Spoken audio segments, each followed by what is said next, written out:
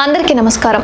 మనలో ఉన్న ఎన్నో సందేహాలను నివృత్తి చేయడానికి జ్యోతిష్య వాస్తు పండితులు, జ్యోతిష్య శిక్షణ నిపుణులు నానాజీ పట్నాయక్ గారు మనతో పాటు ఉన్నారు. నమస్కారం గురూజీ. శ్రీమాత్రే నమః.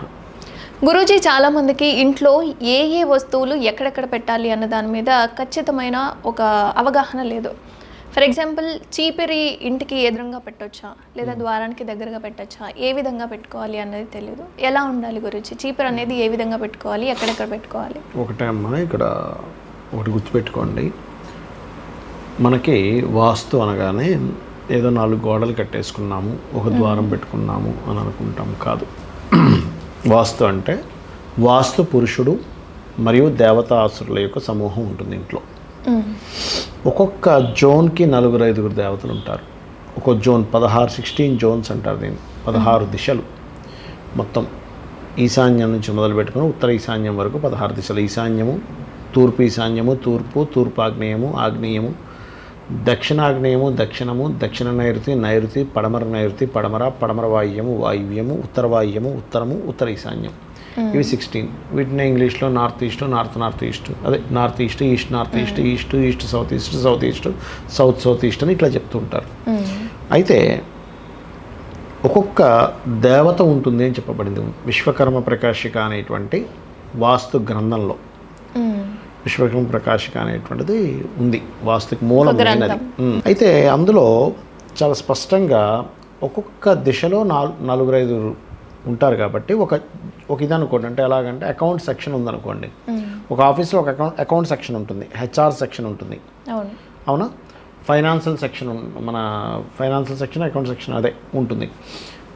ఒక మేనేజ్మెంట్ ఉంటుంది, లేకపోతే ఒక హెల్పర్స్ అంటే ఒక టెక్నికల్ టీం వేరే ఉంటుంది కదా, అడ్వర్టైజ్మెంట్ టీం వేరే ఉంటుంది. ఎలా అయితే రకరకాల టీమ్స్ ఉంటాయో ఆ టీమ్స్ అంతా కూడా టెలికాలర్ సెక్షన్ ఉంటుంది. అలాగే మన ఇంట్లో కూడా 16 దిశల్లో 16కు సంబంధించిన ఆ టీం మొత్తం ఉంటుంది ఒక్కొక్క దగ్గర.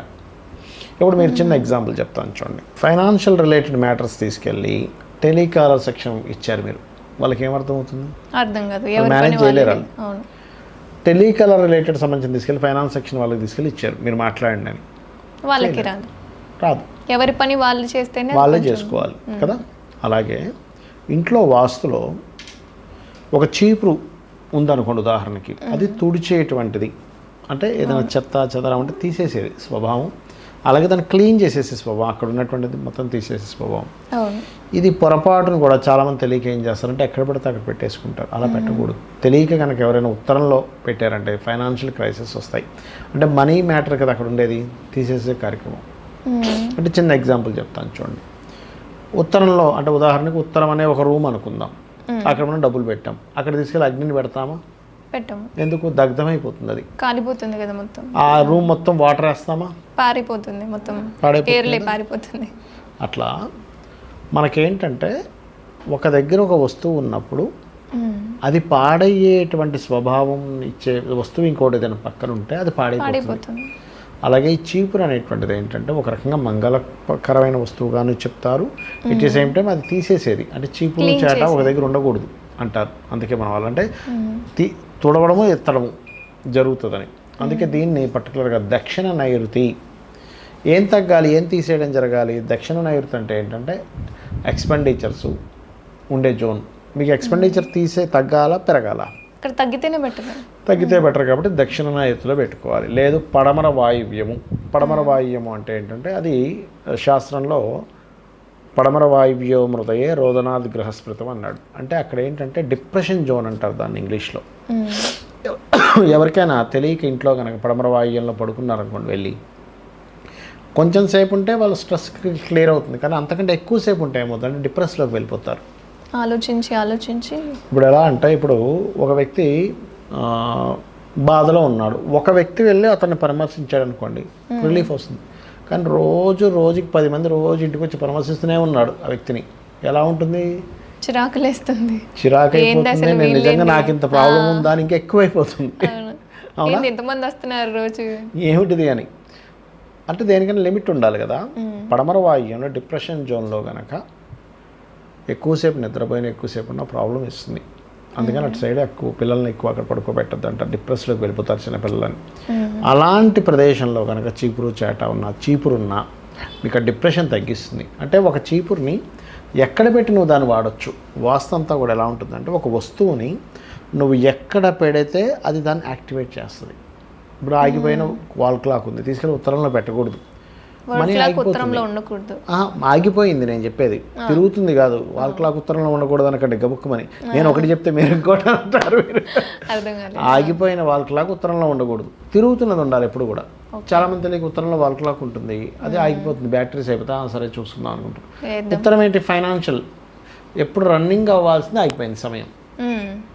అర్థమైందా? అలాగా ఒక్కొక్క వస్తువు తింటున్నాము, పడమరలో కూర్చొని తినాలి, ఈస్టుని చూస్తూ, పశ్చిమే భోజనం చేయవా అని శాస్త్రంలో చెప్పబడింది. ఆ రకంగా ఎక్కడెక్కడ బాత్రూమ్స్ కట్టుకోవాలి, ఎక్కడెక్కడ హాల్ ఉండాలి, ఎక్కడ ఇంట్లో ఏ ఫేసింగ్ ఏది ఉండాలనేటువంటిది వాస్తులో ఉంటుంది. కాబట్టి ఈ చీపుర్ల విషయంలోనే కాదు, అనేకమైనటువంటి వస్తువుల విషయంలో చాలా ఉన్నాయి.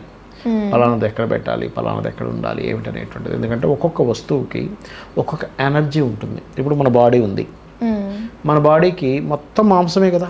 అవును, మొత్తం మాంసమే అయినా ఇది ఎందుకు వింటుంది, చెవి ఎందుకు వింటుంది, మాంసమే కదండి, ఇది వినాలి కదా, ఇది మాంసమే ఇది మాంసమే, ఇది ఎందుకు వింటుంది అంటే వినే ఎనర్జీ ఇక్కడ ఉంది, అవును, చూసే ఎనర్జీ ఇక్కడ ఉంది, వాసన చూసే ఎనర్జీ ఇక్కడ ఉంది.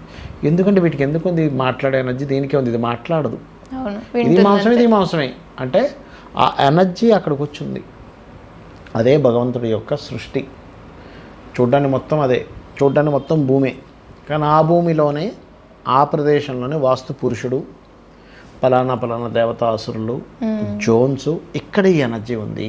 ఇప్పుడు చూడండి, వెంకటేశ్వర స్వామి మొత్తం భూమి మీద తిరుమలకే వచ్చాడు. ఆయన ఏమో ఎక్కడ పడితే అక్కడ రావచ్చు కదా. ఎందుకు అంటే వరాహస్వామి అవతారంలో ముందుగా ఆయన నిర్మించుకున్నటువంటి ప్రదేశం అంతా కూడా. ఆ కొండ ఉంది చూసారా, అదేదో భూమి మీద నుంచి వచ్చింది కాదు. ఆదిశేషువే కొండగా మారట గరుడు తీసుకొచ్చాడు అక్కడికి.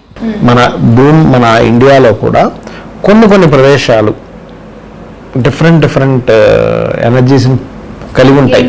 చూడండి, మీరు అబ్జర్వ్ చేయండి. ఇప్పుడు నీరు పళ్ళం వరకు అంటారు, అంటే నీరు పళ్ళం వైపే వెళ్తుంది. కానీ మీరు కొన్ని యూట్యూబ్లో కొన్ని చూడండి, అప్ వైపు వెళ్తుంటాయి. అక్కడ కార్ పార్క్ చేస్తారు, చూసారు ఎప్పుడైనా మీరు? గ్రావిటీకి రివర్స్లో వెళ్తుంటాయి. అదేమిటి అలా ఎలా వెళ్తుంది, నీరు ఇటు వెళ్ళాలి కదా, ఇటు ఎందుకు వెళ్తుంది అంటే సృష్టిలో కొన్నిటి దగ్గర కొన్ని ఎనర్జీస్ ఉంటాయి, మనం అర్థం చేసుకోవాలి. ఇంట్లో కూడా ఇలా ఎనర్జీస్ ఉంటాయి. ఈ ఎనర్జీ ఇంకొక ఎనర్జీతో కనెక్ట్ అయినప్పుడు ఒక ఇయర్ ఫోన్ ఇక్కడ పెట్టుకుంటేనే మనకు వినిపిస్తుంది. ఈ తల మీద సంఖ్యలో పెట్టుకుంటే ఎలా వినబడదో, ఒక వస్తువుని అక్కడ పెట్టుకోవడం ద్వారానే, ఆ చీపురు అక్కడ పెట్టుకోవడం ద్వారానే మీకు లాభం కలుగుతుంది. ఇది అర్థం చేసుకోవాలి. చాలా చక్కటి అంశాలని చెప్పారు గురించి. ధన్యవాదాలు. శ్రీమాత్రే నమః.